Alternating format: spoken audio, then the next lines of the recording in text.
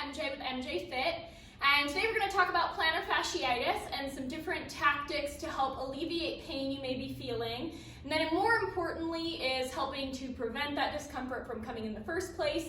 So make sure you're doing these different tips and tricks 3 to 4 times a week. So we're going to start with a lacrosse ball smash on the bottom of our foot.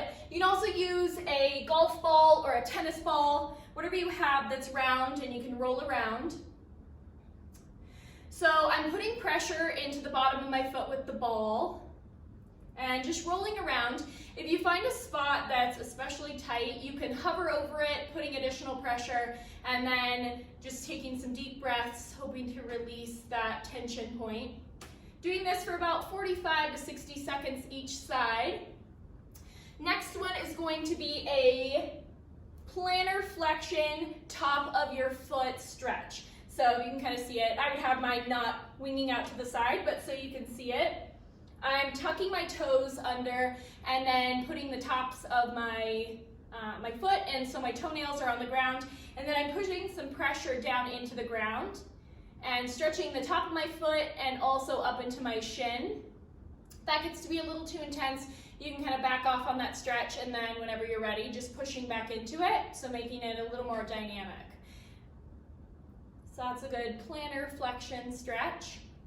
I'll also show you a calf stretch, 2 different ones. So we're gonna start with, I would probably just use a wall in most cases, so something that's upright.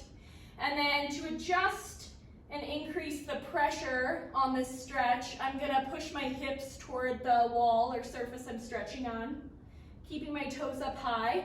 And I should feel this in my calf all the way up behind my knee. And then another calf stretch, I'm gonna step back a little bit further, and then I'm pushing my knee forward. So I'm gonna feel this lower down on my calf. And you'll do those both sides, of course, and about 30 to 45 seconds each side. Hamstrings can get really tight as well. So finding a surface that's probably no taller than this bench. I'm gonna keep the hips square toward my leg.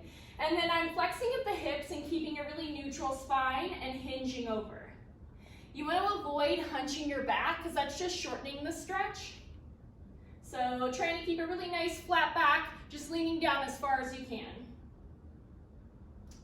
And this one both sides for about 30 to 45 seconds as well. Through all of these, make sure you're breathing a lot. It's going to help you to relax.